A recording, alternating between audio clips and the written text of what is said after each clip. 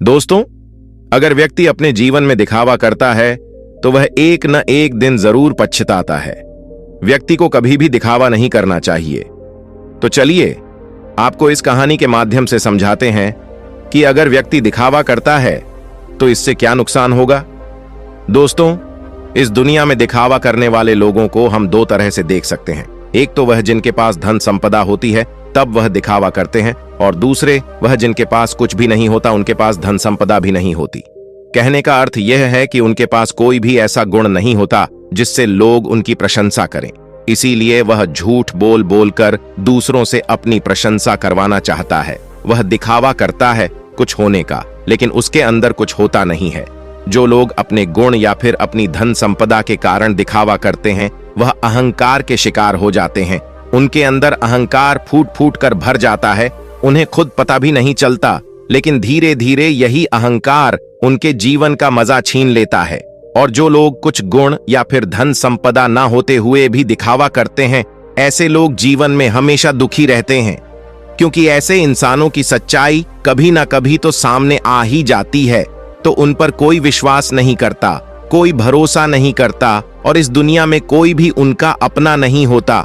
उसके घर वाले, उसके माता पिता तक उस पर भरोसा नहीं करते, क्योंकि उसकी दिखावा करने की आदत सबकी नजरों में उसे नीचा बना देती है। आज की जो कहानी मैं आप लोगों को सुनाने वाला हूं, वह एक ऐसे व्यक्ति की कहानी है जो दिखावा करने की वजह से परिस्थितियों में फंसता चला जाता है, और आखिरकार उसका परिणाम क्या होता है यह तो आपको इस कहानी में ही सुनने को मिलेगा। और साथ के साथ आप इस कहानी में यह भी जानेंगे कि दिखावा करने वाले लोगों से किस प्रकार अपने आप को बचाया जाए, या फिर आप खुद दिखावा करने से कैसे बचे। यह सब आपको इस कहानी में सुनने को मिलेगा। इससे पहले कि आप इस कहानी में खो जाएं, इस चैनल को सब्सक्राइब करके बेल नोटिफिकेशन को जरूर दबा देना। कभी कभी जीवन आपको बड़ी मुश्किल में डाल देता है। ऐसे ही मुश्किल में राजेश नाम का एक युवक फंसा हुआ था। उसे अपने घर से निकले हुए बहुत समय हो गया था। कई महीने बीत चुके थे। वह अपने घर से यह कहकर निकला था कि मैं नगर में कमाने के लिए जा रहा हूँ, लेकिन बहुत समय बीतने के बाद भी उसे कोई काम नहीं मिल रहा था। इसीलिए उसने निश्चय किया कि वह किसी भी तरीके से अपनी कमाई का साधन बनाकर रहेगा।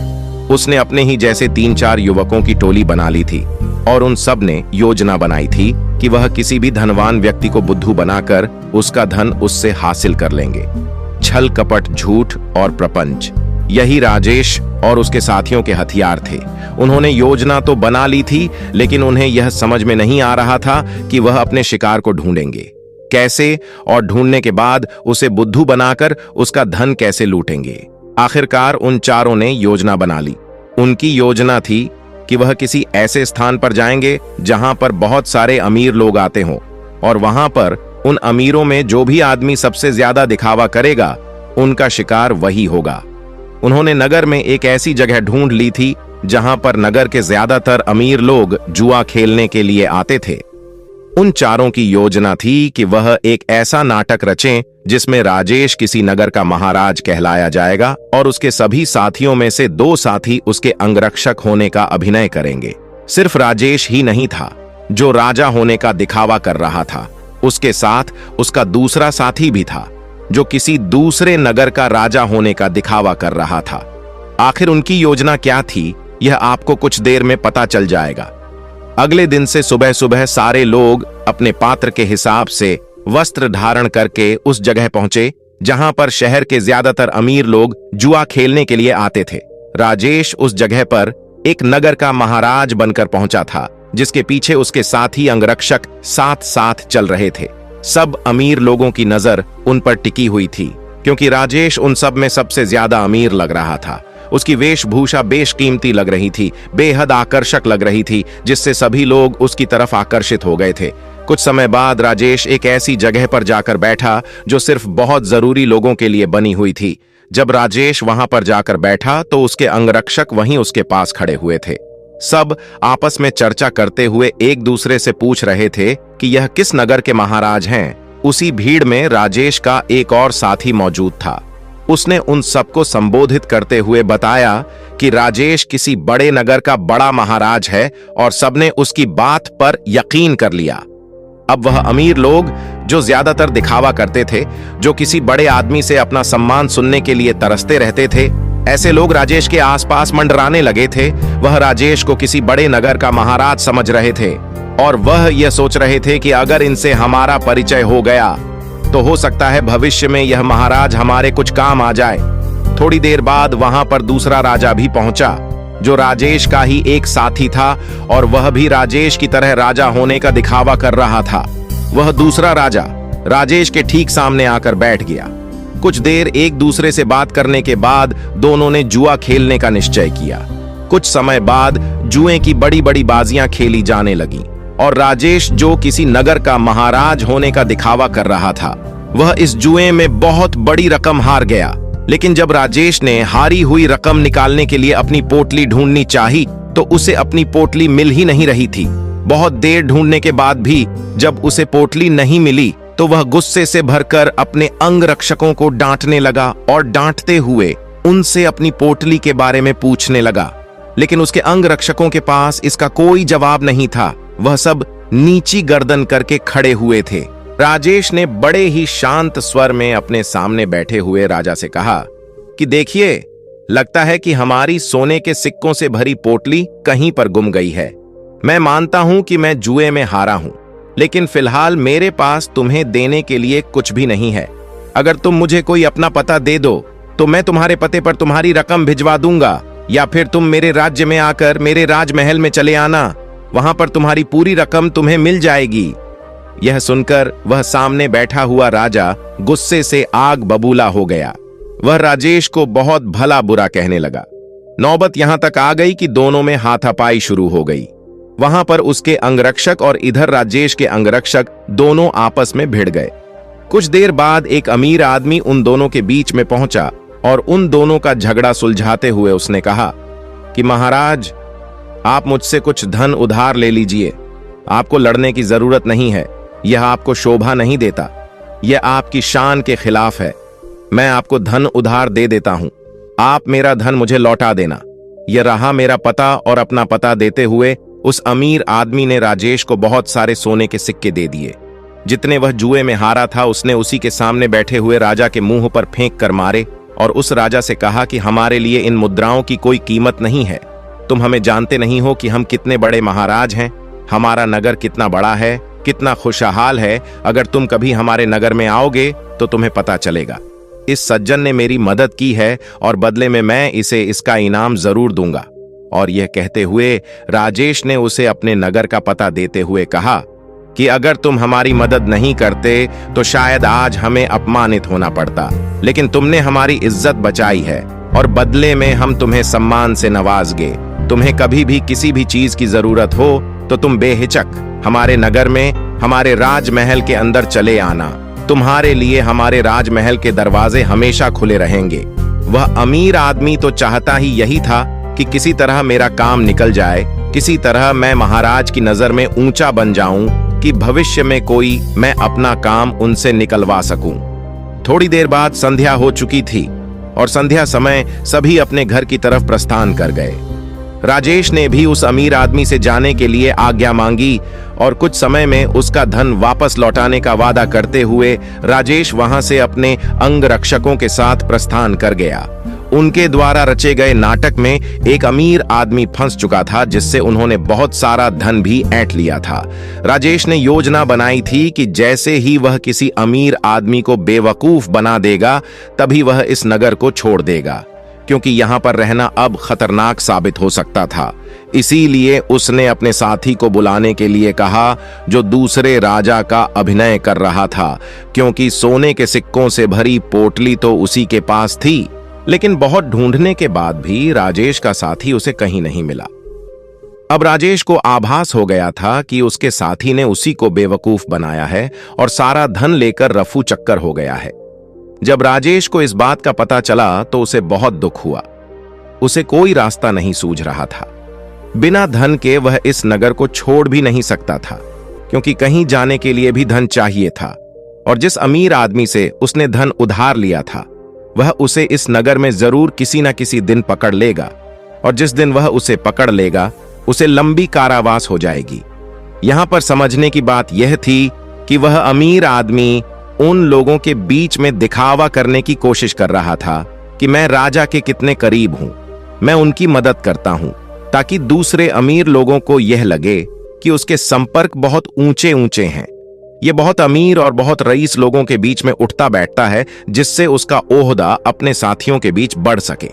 इसीलिए उसने दिखावे की वजह से राजेश रूपी राजा को वह धन उधार दे दिया था। और राजेश तो, जैसा कि आप सबको पता है, वह तो इसीलिए दिखावा कर रहा था कि वह किसी को अपना शिकार बना सके। लेकिन वह कहते हैं कि जैसी करनी वैसी भरनी, दोनों को दिखावे की सजा मिली। उस अमीर आदमी का धन लुट गया और यहां राजेश को उसके साथी ने ही बेवकूफ बना दिया था। कुछ समय बाद राजेश को उस नगर के दरबारियों ने ढूंढना शुरू कर दिया, क्योंकि उस अमीर आदमी को पता चल चुका था कि उसके साथ छल हुआ है, उसके साथ कपट हुआ है, और वह किसी भी कीमत पर राजेश को ढूंढना चाहता था। इसीलिए राजेश को छुपकर जंगल के रास्ते से वह नगर छोड़कर भागना पड़ा। जंगल में छुपते छुपाते वह एक दिन एक भिक्षु की कुटिया में पहुंचा, जहां पर एक भिक्षु ध्यान कर रहा था। राजेश उस भिक्षु के चेहरे की सादगी देखकर उसकी तरफ बहुत आकर्षित हो गया। उनके ध्यान से बाहर आने का इंतजार करने लगा। कुछ देर बाद भिक्षु ने जब अपनी आंखें खोली तो उन्होंने सामने बैठे राजेश को देखा। उन्होंने राजेश से पूछा कि तुम कहां जा रहे हो और यहां पर मुझसे क्या चाहते हो? राजेश उनके चरणों में गिर पड़ा और रोते हुए उनको बोला, गुरुदेव, मैं दिखावा कर करके थक चुका हूं, मुझे कोई रास्ता नजर नहीं आ रहा। घर वालों के सामने मुझे दिखावा करना पड़ता है कि मैं नगर में कोई काम कर रहा हूं, और नगर में मैं लोगों को बेवकूफ बनाता हूं, उनके साथ छल करता हूं, कपट करता हूं। मेरा पूरा अस्तित्व दिखावे पर टिका हुआ है। कृपया करके मुझे कोई ऐसा तरीका बताएं जिससे मैं आपकी तरह सादगी भरा जीवन जी सकूं, खुश होकर शांत होकर अपने जीवन का मजा ले सकूं। मैं थक गया हूं। भिक्षु ने मुस्कुराते हुए कहा कि सारी दुनिया दिखावा ही तो कर रही है। कोई अगर तुमसे कहता है कि तुम तो बहुत ही ईमानदार आदमी हो, तो तुम खुश हो जाते हो, यह जानते हुए कि तुम एक झूठे और मक्कार आदमी हो। हर जगह, हर परिस्थिति में जब भी किसी इंसान को मौका मिलता है तो वह दिखावा करने से चूकता नहीं है। यह तुमने भी जरूर महसूस किया होगा। दिखावा करने के बाद तुम्हें तो यह लगता है कि तुम बहुत समझदार हो, तुम चालाक हो, लेकिन चालाक होने के कारण तुम्हारे जीवन की सरलता खो जाती है। तुम साधारण नहीं रह पाते। तुम हर जगह दिखावा करने की कोशिश करते हो और इसीलिए जीवन के आनंद को तुम कभी महसूस ही नहीं कर पाते।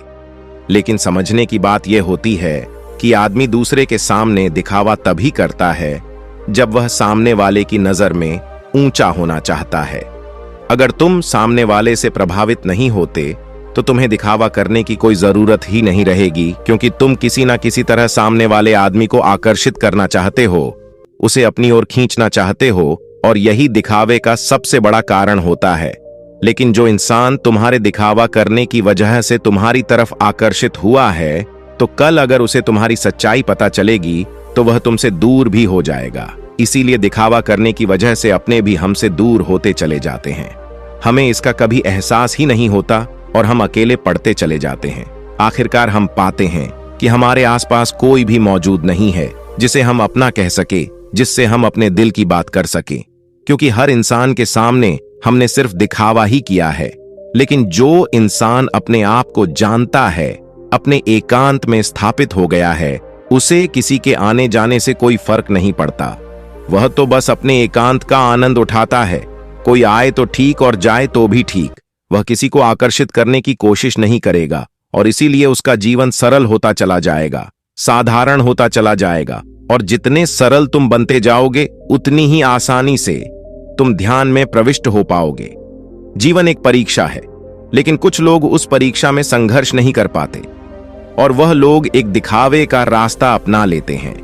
उस जीवन को पूरी सच्चाई से जीना ही नहीं चाहते। वह खुद की सच्चाई को भी खुद स्वीकार नहीं करना चाहते।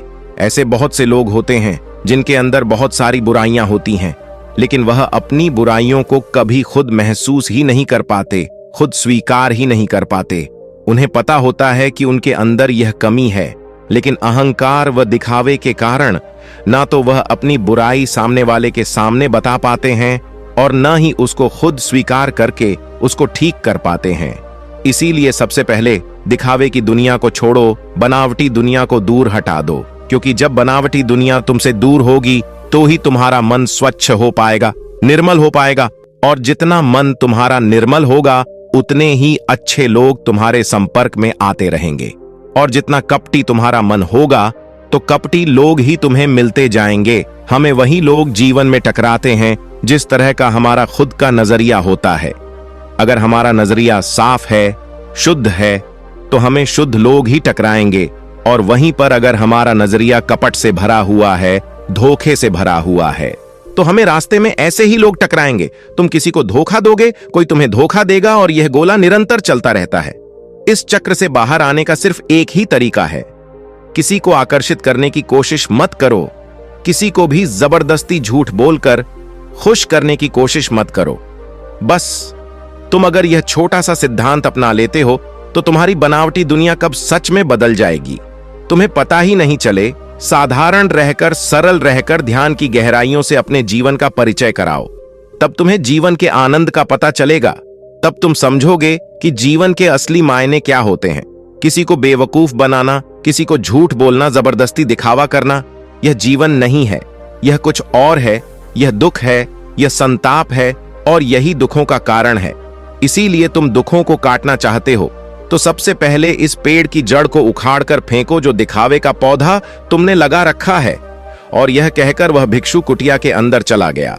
उनके जाने के बाद राजेश ने महसूस किया कि उसके जीवन में जितनी भी समस्याएं हैं उसके पीछे मूलभूत कारण उसका दिखावा ही है। अगर वह दिखावा करना छोड़ देता है तो जाहिर सी बात है वह झूठ बोलना भी छोड़ देगा। फिर कैसी भी परिस्थिति हो वह सिर्फ सच बोलेगा। और जब सच बोलने की हिम्मत उसमें आ जाएगी तो उसका जीवन खुद ही परिवर्तित हो जाएगा।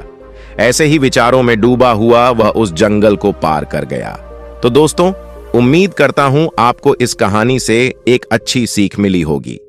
ये कहानी आपको कैसी लगी हमें कमेंट बॉक्स में कमेंट करके जरूर बताएं, और इस वीडियो को लाइक भी जरूर करें, और साथ ही इस वीडियो को अपने दोस्तों के साथ जरूर शेयर करें ताकि उन्हें भी इस कहानी से कुछ सीखने को मिल सके। ऐसी ही प्रेरणादायक और बुद्धा स्टोरी सुनने के लिए हमारे चैनल को सब्सक्राइब करके बेल आइकन को जरूर दबा दें ताकि आने वाली अगली वीडियो की नोटिफिकेशन आपको मिल सके। इस वीडियो में बस इतना ही, मिलते हैं अगली वीडियो में। जब तक अपना ख्याल रखिएगा। धन्यवाद। नमो बुद्धाय।